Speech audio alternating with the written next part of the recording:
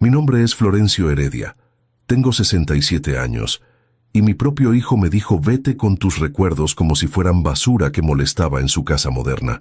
Pero lo que él no sabía es que esa misma noche, mientras él dormía tranquilo creyendo que me había humillado para siempre, yo vendí absolutamente todo lo que tenía y empecé la aventura más increíble de mi vida. Imagínate esto. Vivía en casa de mi hijo Sebastián desde que murió mi esposa Esperanza hace 2 años. El cáncer se la llevó en 6 meses, desde el diagnóstico hasta el final. 6 meses en los que yo me convertí en enfermero, cocinero, chofer de hospital y sobre todo en el compañero que le sostuvo la mano durante las noches más oscuras. Cuando Esperanza murió yo me quedé en nuestra casa intentando seguir con mi rutina normal. Me levantaba a las 6 de la mañana como había hecho durante 40 años. Preparaba el desayuno para 2 y después me daba cuenta de que estaba solo. Cocinaba para 2 y tiraba la mitad de la comida. Hablaba en voz alta esperando que ella me respondiera desde la cocina. Al principio los hijos venían seguido. Sebastián, que vive acá en la ciudad, me visitaba 2 veces por semana. Jorge, que vive en España, me llamaba todos los domingos. Pero de a poco las visitas se fueron espaciando.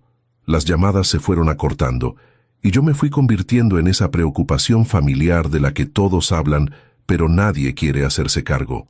Los vecinos empezaron a comentar que me veían hablar solo en el jardín, que a veces se me quemaba la comida porque me olvidaba que estaba cocinando, que dejaba las luces prendidas toda la noche porque me daba miedo la oscuridad. Todos síntomas normales del duelo, pero que para la familia se convirtieron en pruebas de que yo ya no podía vivir solo.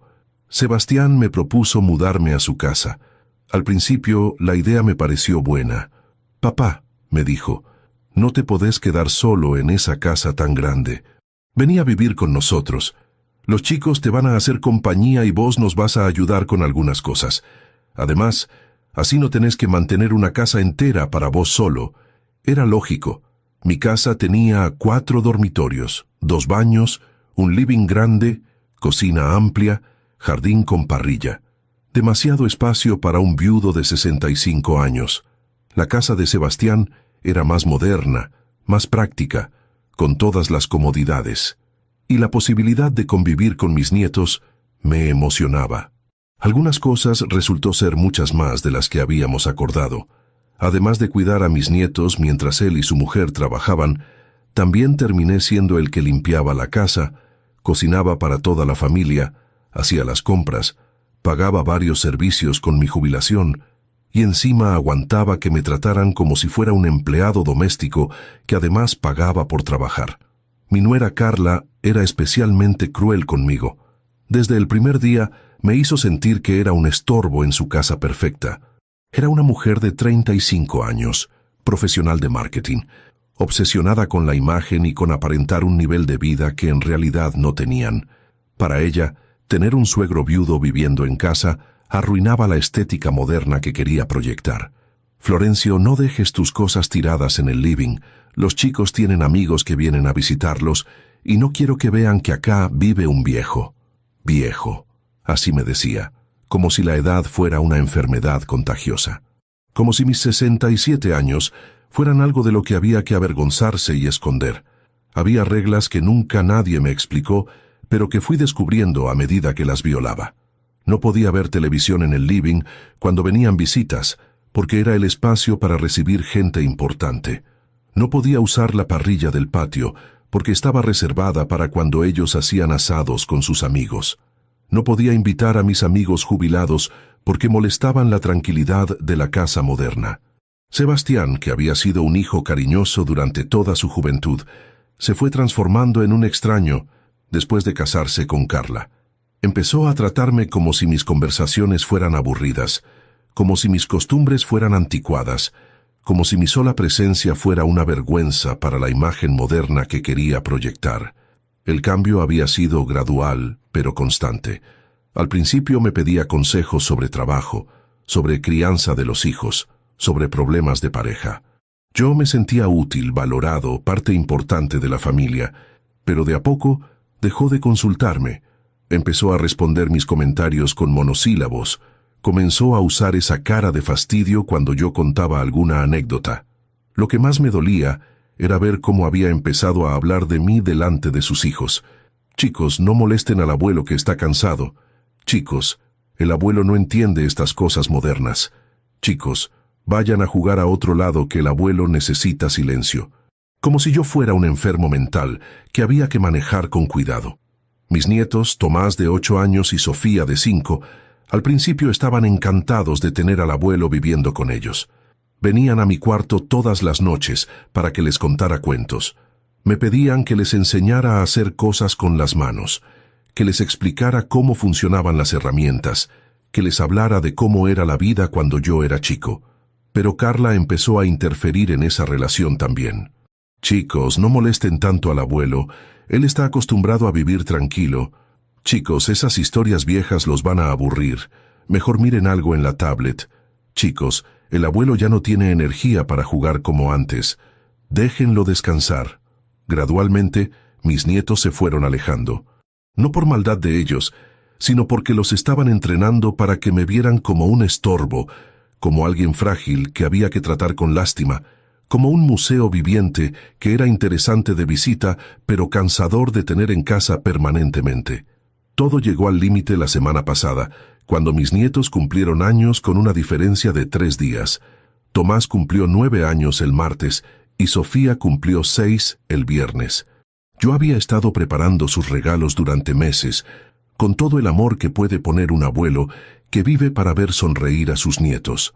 Para Tomás había construido en el garaje un auto de madera a escala, pintado a mano, con todas las piezas móviles, las ruedas que giraban de verdad, el volante que funcionaba. Había trabajado en ese proyecto durante 3 meses, usando las herramientas que había guardado desde mis años de carpintero.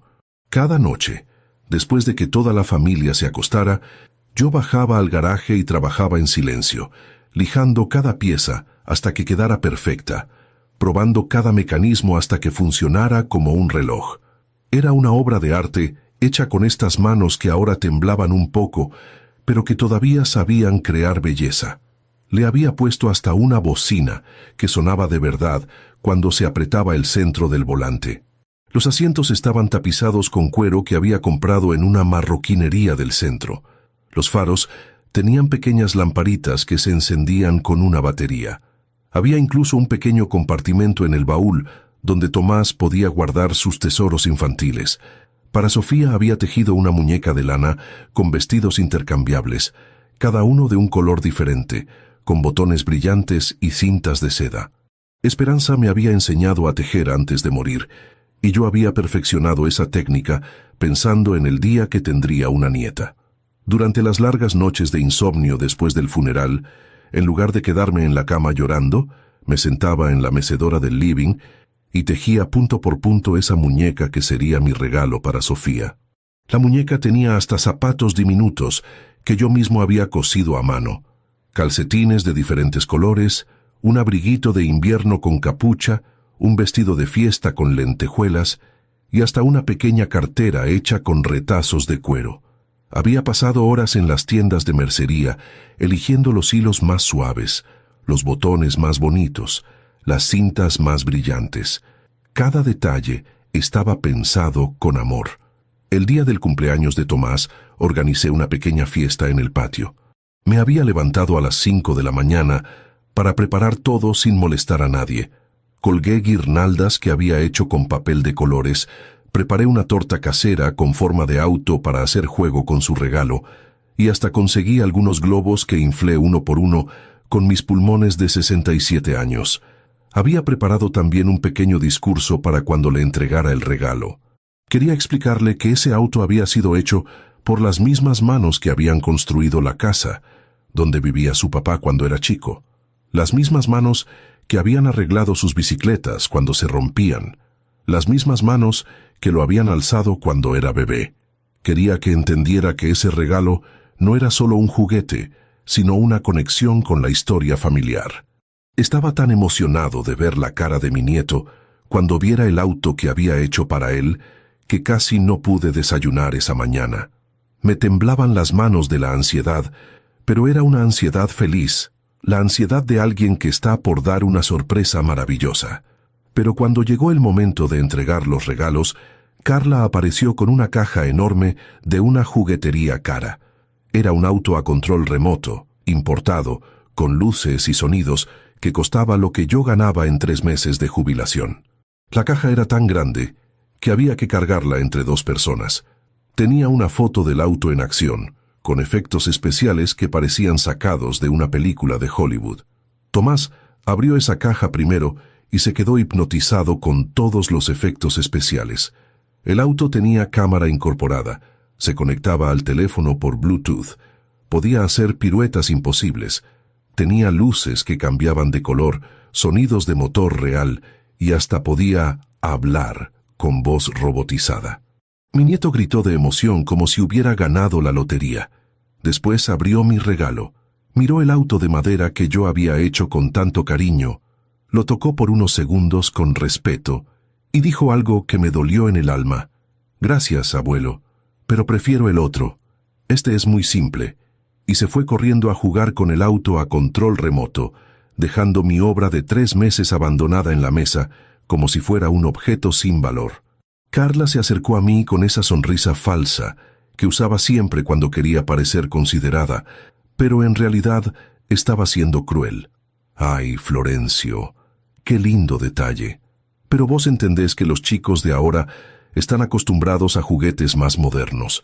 Capaz podés guardar eso para cuando sean más grandes y sepan apreciar las cosas artesanales». Artesanales. Como si hacer algo con las propias manos fuera una actividad primitiva que había que tolerar por educación. Como si el amor y el tiempo invertido en crear algo único no tuvieran ningún valor comparado con la tecnología comprada en una tienda. Guardarlo.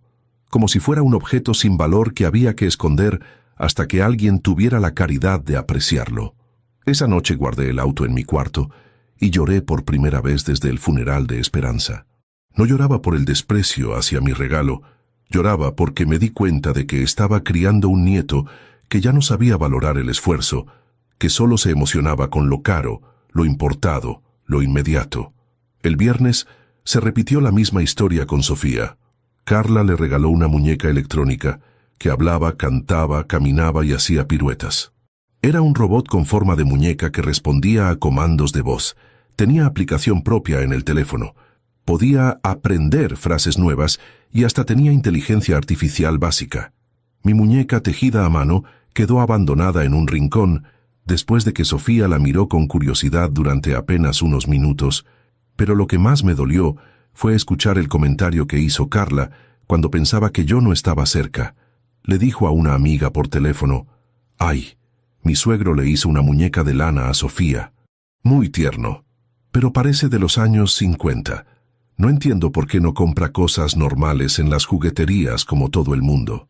Normal. Comprar era normal. Crear era raro. Invertir tiempo y amor en hacer algo único era anticuado. Gastar dinero en objetos producidos en masa era moderno y apropiado. Esa noche, después de que se acostaron los chicos, yo estaba lavando los platos del cumpleaños cuando Sebastián se acercó con una cara que no había visto nunca. No era enojo, no era tristeza. Era una mezcla de frustración y determinación que me heló la sangre. «Papá, tenemos que hablar». Se sentó en la mesa de la cocina y me miró con una frialdad que me heló la sangre. «Papá, creo que este arreglo no está funcionando. Te escuché quejarte con los vecinos sobre cómo te tratamos. Le contaste a doña María que no te dejamos ver televisión en el living cuando vienen visitas. Le dijiste a don Carlos que Carla te pide que comas en la cocina cuando ella recibe amigas». Era verdad. Me había quejado con los vecinos porque necesitaba desahogarme con alguien. Durante 2 años había aguantado en silencio todas las humillaciones, pero ya no podía más. Necesitaba que alguien me escuchara, que alguien entendiera que me estaban tratando mal. «Esto no puede seguir así, papá. Carla está muy incómoda. Dice que no puede vivir con la sensación de que la estás juzgando todo el tiempo. Dice que los chicos están confundidos, porque vos les regalás cosas que no les interesan y después te pones triste cuando no las usan». Le expliqué que no me estaba quejando por quejarme. Le dije que solo necesitaba sentirme parte de la familia, no como un huésped que molestaba. Le recordé que yo pagaba buena parte de los gastos de la casa con mi jubilación, que cuidaba a sus hijos, que hacía trabajos que él no tenía tiempo de hacer. Pero Sebastián ya había tomado una decisión. Papá, yo creo que vos serías más feliz viviendo solo otra vez. Podés alquilar un departamento pequeño cerca de acá. Nosotros te vamos a visitar los fines de semana. Los chicos te van a extrañar, pero van a entender que es mejor para todos. Ahí fue cuando explotó todo.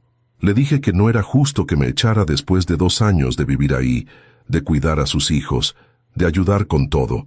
Le recordé que cuando él era chico y se enfermó de neumonía, yo había dormido en su cuarto durante semanas para cuidarlo. Que cuando se casó, yo le había prestado plata para el casamiento que nunca me devolvió. Sebastián se puso de pie y me gritó con una furia que nunca le había visto. Papá, basta. Ya estoy cansado de que me eches en cara todo lo que hiciste por mí. Yo no te pedí que me cuidaras cuando era chico. Era tu obligación como padre. Y lo del casamiento lo consideré un regalo, no un préstamo. Si te molesta tanto, te puedo pagar en cuotas. Y después vino la frase que cambió todo. Papá, yo quiero construir mi propia familia con mis propias tradiciones. No quiero que mis hijos crezcan rodeados de cosas viejas, de historias del pasado, de nostalgia por épocas que ya no existen. Si vos querés vivir en el pasado, está perfecto, pero que sea en tu propia casa. Vete con tus recuerdos, papá. Llévate todas tus fotos, tus herramientas viejas, tus libros amarillentos, tu nostalgia. Armate tu museo personal en otro lado, pero acá no hay lugar para eso. Mis hijos van a crecer mirando hacia el futuro, no hacia atrás como vos. Esas palabras me golpearon como una bofetada. Vete con tus recuerdos, como si los recuerdos fueran basura, como si la memoria fuera algo de lo que había que avergonzarse, como si todo lo que yo había vivido, todo lo que había aprendido, todo lo que había construido durante 67 años, no tuviera ningún valor para las nuevas generaciones. Me fui a mi cuarto sin decir una palabra más. Me senté en la cama mirando las fotos de Esperanza que tenía en la mesa de luz. Le hablé como hacía todas las noches desde que había muerto. Esperanza, nuestro hijo se volvió un extraño. No sé en qué nos equivocamos, pero el nene que criamos ya no existe. Esa noche no pude dormir. Me quedé despierto pensando en todo lo que había pasado, en cómo había llegado a esa situación, en por qué mi propio hijo me trataba como si fuera un estorbo del que había que deshacerse. Pero también pensé en algo que Sebastián no sabía, algo que nunca se había molestado en preguntarme. Durante todos estos años de viudez, mientras él creía que yo era un viejo inútil que dependía de su caridad, yo había estado tomando decisiones muy importantes sobre mi futuro. Decisiones que esa noche me iban a permitir demostrarle que sus recuerdos despreciados valían mucho más de lo que él se imaginaba. A las 3 de la mañana, cuando toda la casa dormía, saqué mi teléfono y empecé a hacer las llamadas que cambiarían mi vida para siempre. La primera fue a una inmobiliaria que trabajaba 24 horas para ejecutivos. Buenas noches, habla Florencio Heredia. Quiero vender mi casa de la calle San Martín. Sí, en efectivo, para entregar esta misma semana. El precio no es problema. La segunda llamada fue a un comprador de antigüedades que había visto anunciarse en el diario. Señor, tengo una colección de herramientas de carpintería de más de 30 años, libros antiguos, muebles de época, objetos de valor histórico, todo en perfecto estado. Quiero venderlo todo esta semana. ¿Puede venir a evaluar la mercadería mañana por la mañana? La tercera llamada fue la más importante. Llamé a mi nieta María, la hija de mi hijo mayor que vive en España. María tenía 25 años y siempre había mantenido contacto conmigo a pesar de la distancia. Era la única de la familia que parecía valorar mis historias, que me preguntaba sobre el pasado, que entendía que la experiencia era un tesoro, no una carga. Abuelo, me dijo con la voz llena de alegría cuando atendió el teléfono, qué sorpresa escucharte tan tarde. ¿Está todo bien? Le expliqué brevemente lo que había pasado con Sebastián, pero no para quejarme, sino para anunciarle una decisión que había tomado. María, le dije, quiero hacerte una propuesta. ¿Te animarías a vivir una aventura conmigo? Quiero ir a España, conocer el país de donde vinieron nuestros bisabuelos, recorrer los pueblos que ellos me contaban cuando yo era chico. Pero no quiero ir solo. Quiero ir con alguien que entienda el valor de los recuerdos. María se quedó en silencio durante unos segundos. Después empezó a llorar de emoción. Abuelo, es lo más lindo que me pudiste proponer. Yo acá en Madrid trabajo mucho, pero me siento sola. No tengo familia cerca, no tengo con quién compartir las cosas lindas que descubro. Sería un sueño recorrer España contigo. Perfecto, mi amor. Mañana empiezo los trámites para viajar. En una semana estoy en Madrid. Vamos a recorrer cada pueblo, cada museo, cada lugar donde haya historia que valga la pena conocer. Y vamos a demostrar que los recuerdos no son basura que hay que esconder, sino tesoros que hay que compartir. Al día siguiente me levanté más temprano que nunca. Tenía un plan ambicioso: liquidar toda mi vida material en una semana y convertirme en un viajero libre, en un explorador de 67 años que había decidido empezar de nuevo en lugar de quedarse esperando migajas de cariño familiar. Sebastián se había ido al trabajo sin despedirse, como había empezado a hacer en los últimos meses. Carla desayunaba con los chicos mientras hacía planes para redecorar mi cuarto apenas me fuera. Hablaba como si yo ya no estuviera ahí. Cuando se vaya tu abuelo podemos poner acá la oficina que tanto necesitas.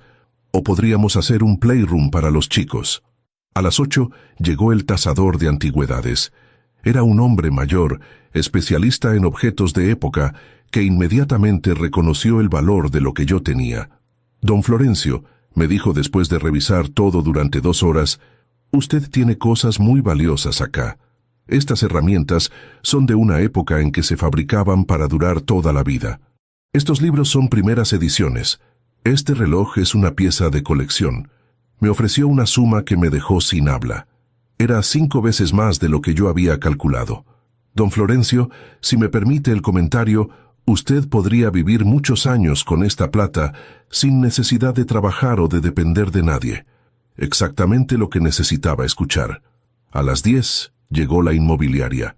Mi casa, que había sido la casa de mis padres y donde había vivido con esperanza durante 20 años antes de mudarme con Sebastián, estaba en un barrio que se había puesto muy de moda. El valor se había triplicado en los últimos años.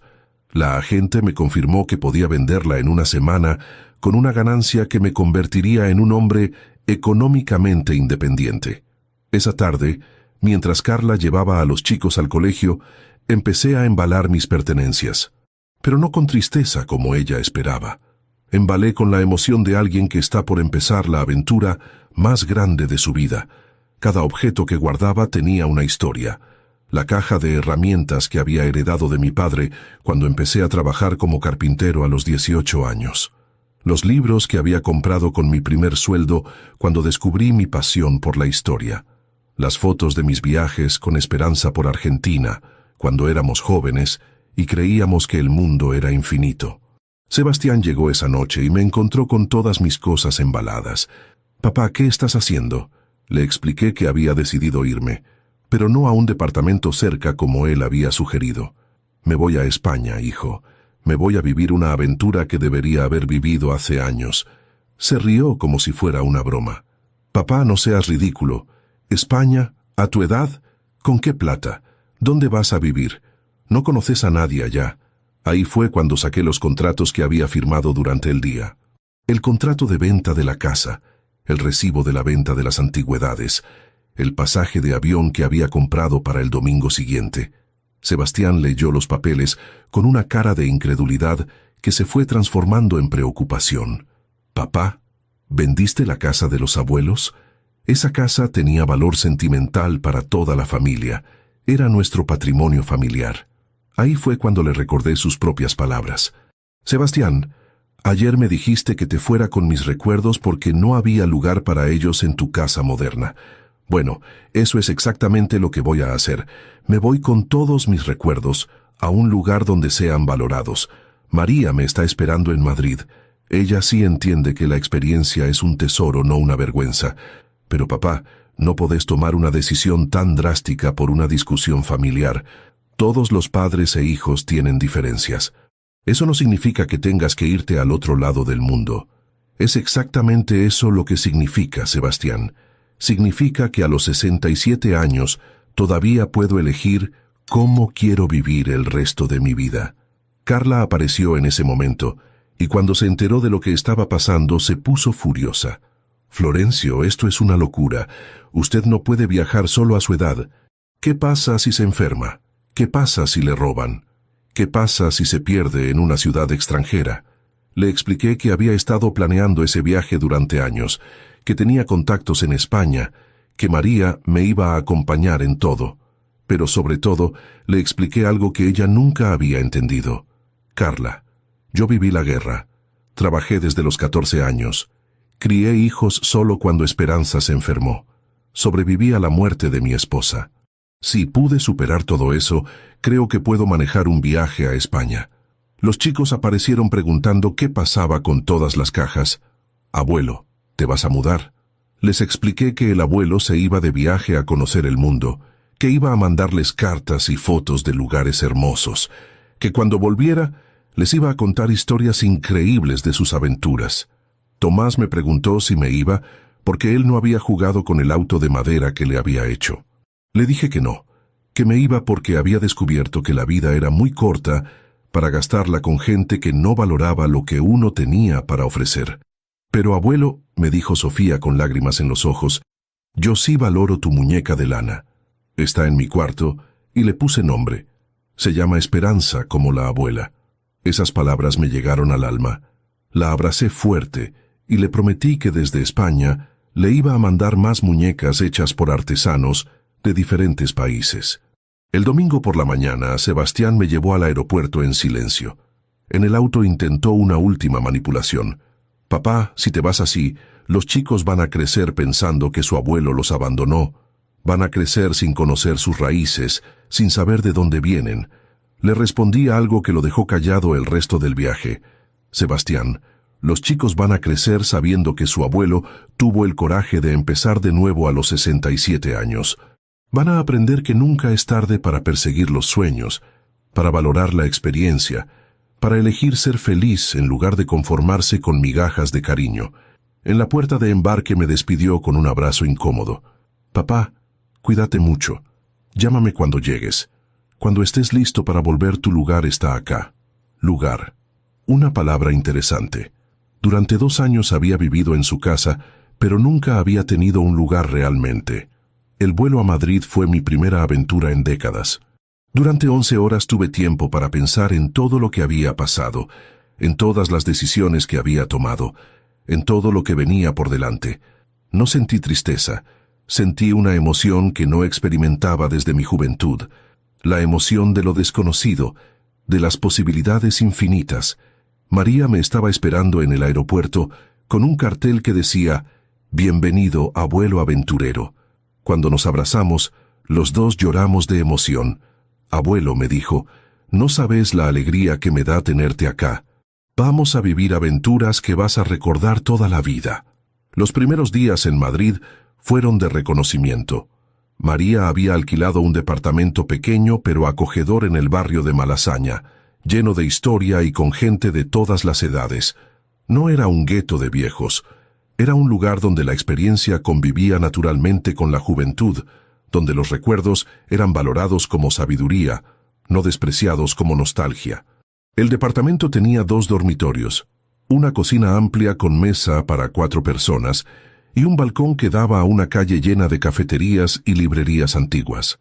María había decorado mi cuarto con fotos de Argentina que yo le había mandado por email durante los años, mapas de los lugares que queríamos visitar juntos, y hasta había conseguido plantas que me recordaran el jardín que tenía en mi casa. Empezamos recorriendo museos, el Prado, el Reina Sofía, el Thyssen. Yo había visto esos cuadros en libros durante toda mi vida, pero verlos en persona era una experiencia que no tenía palabras.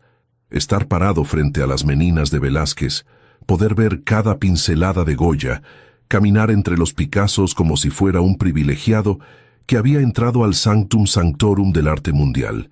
María me contaba la historia de cada obra, yo le contaba cómo se relacionaba con las cosas que había vivido. Era un intercambio generacional perfecto. Ella tenía el conocimiento académico.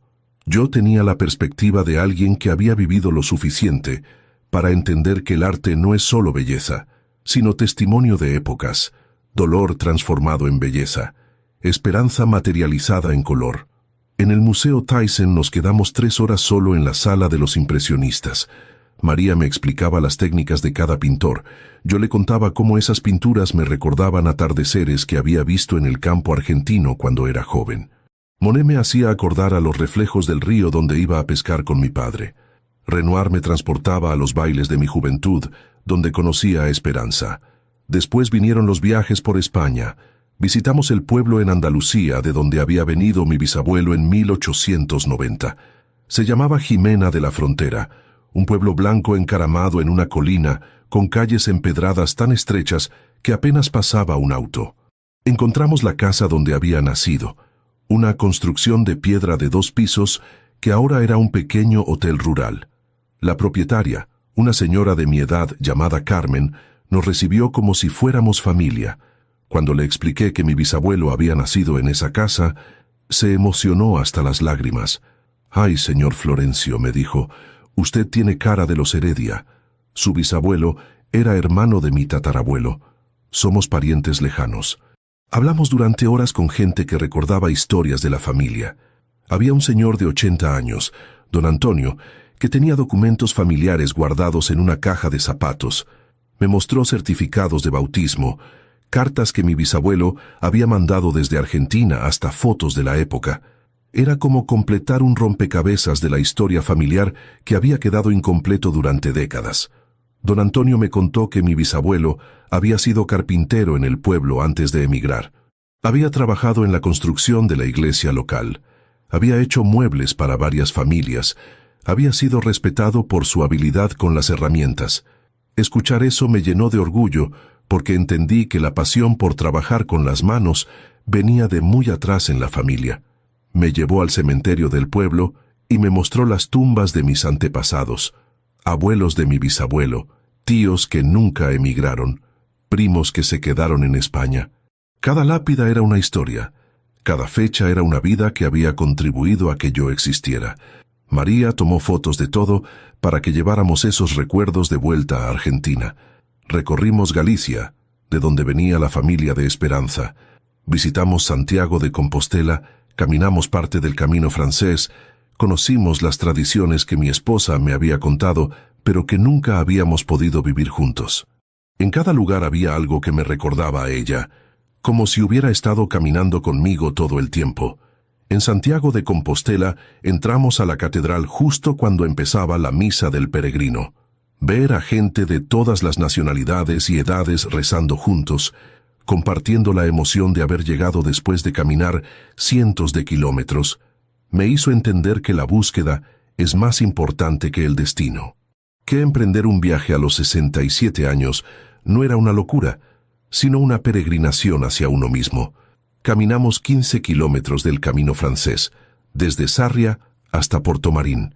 Yo estaba nervioso porque pensaba que no iba a tener la resistencia física, pero resultó que 67 años de trabajar con las manos me habían mantenido en mejor forma de lo que creía. María se cansó antes que yo.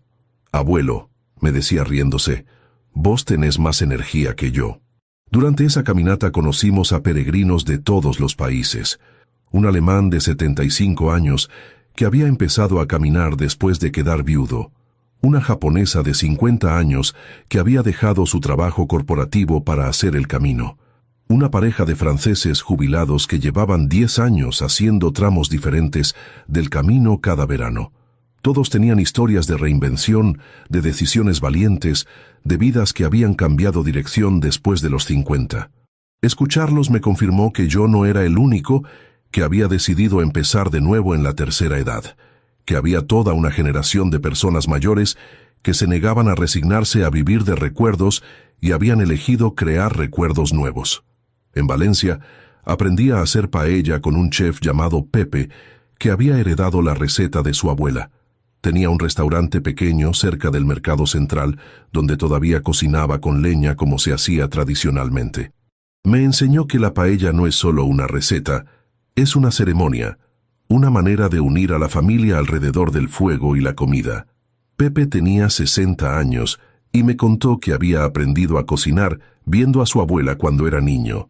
Su familia había estado a punto de perder las recetas tradicionales porque sus hijos no se interesaban por la cocina, pero cuando él cumplió 50 años, decidió dejar su trabajo en una oficina y dedicarse a preservar la tradición culinaria familiar.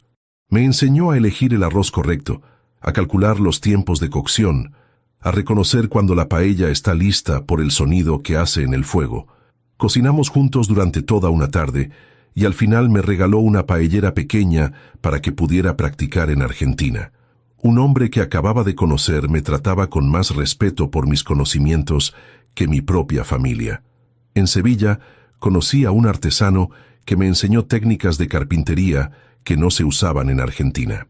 Se llamaba Rafael y tenía un taller en el barrio de Triana donde hacía muebles usando métodos del siglo XVIII. Cuando le conté que yo había sido carpintero, inmediatamente me invitó a trabajar en su taller durante una semana.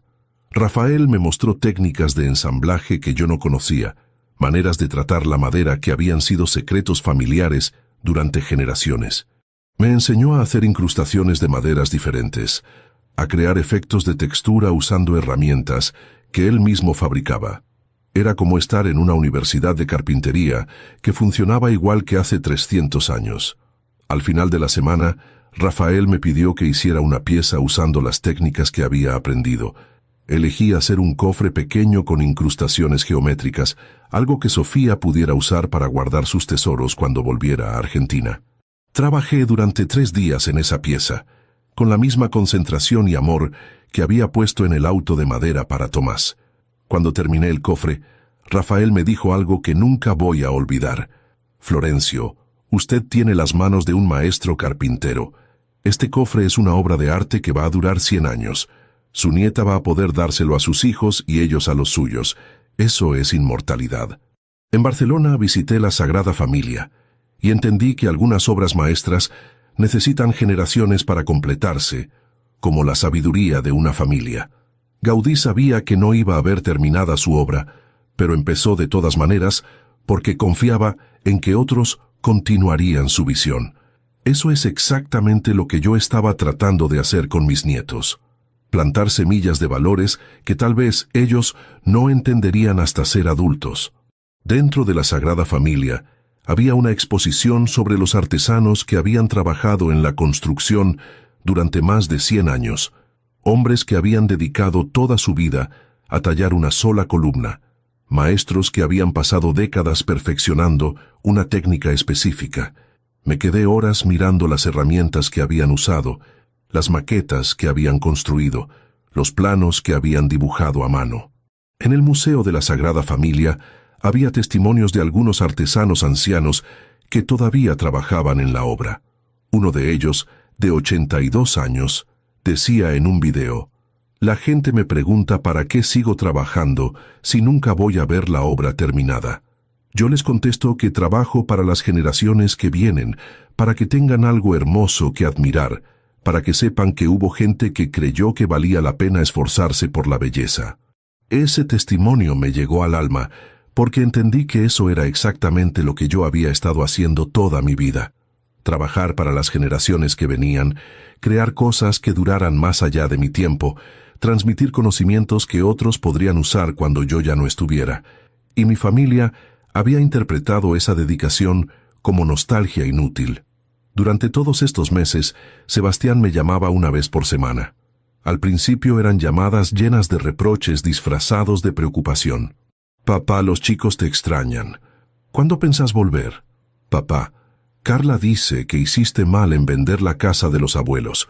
Era el patrimonio familiar. Papá, la familia no entiende por qué te fuiste tan lejos por una discusión». Pero yo le contaba mis aventuras con tanto entusiasmo que de a poco el tono cambió. Le mandaba fotos por WhatsApp de los lugares que visitaba, le contaba las historias que descubría sobre la familia, le relataba las cosas que estaba aprendiendo. Sin darme cuenta, estaba demostrándole que un hombre de 67 años podía ser interesante, podía seguir creciendo, podía seguir sorprendiendo. Hace un mes me llamó con una voz diferente. «Papá, Tomás me preguntó si podía aprender carpintería como vos. Dice que quiere hacer un auto de madera para su hermana. Y Sofía no se separa de la muñeca que le hiciste. Dice que cuando sea grande va a aprender a tejer para hacerle vestidos nuevos. Papá, siguió diciéndome, creo que me equivoqué. Creo que confundí modernidad con desprecio por el pasado. Los chicos necesitan conocer de dónde vienen para saber a dónde van. Necesitan a su abuelo, no solo para que los cuide, sino para que les enseñe las cosas que yo no sé enseñarles. Esas palabras me llenaron de esperanza, pero también de determinación. Le dije que cuando volviera a Argentina iba a ser en mis propios términos. Iba a alquilar mi propia casa, cerca pero independiente. Los chicos podrían visitarme cuando quisieran aprender cosas viejas en un mundo nuevo, pero no iba a volver a vivir como huésped en mi propia familia. La semana pasada recibí una carta de Tomás escrita con su puño y letra. Querido abuelo, decía, papá me mostró fotos de España en internet y es muy lindo. Cuando vuelvas, ¿me podés enseñar a hacer cosas de madera? Quiero hacer una casita para que viva tu muñeca Esperanza con la muñeca que le hiciste a Sofía. También quiero que me cuentes historias de cuando eras joven. Esa carta la tengo pegada en la heladera de mi departamento en Madrid. La leo todas las mañanas para recordar por qué todo esto valió la pena. María y yo ya estamos planeando la siguiente aventura. Queremos ir a Italia para conocer la historia del Imperio Romano que tanto me fascina. Después Francia, para visitar los castillos del Loira. Y el año que viene, si la salud me acompaña, queremos hacer el viaje soñado, Egipto y sus pirámides. Pero no son solo viajes turísticos. Cada destino que elegimos tiene que ver con algún aspecto de la historia familiar o con algún conocimiento que queremos adquirir. Italia porque mi tatarabuelo materno era de Nápoles y nunca pude conocer esa parte de mis raíces. Francia porque Esperanza siempre soñó con ver Versalles y quiero cumplir ese sueño por ella. Egipto porque desde chico me fascinó la historia de las civilizaciones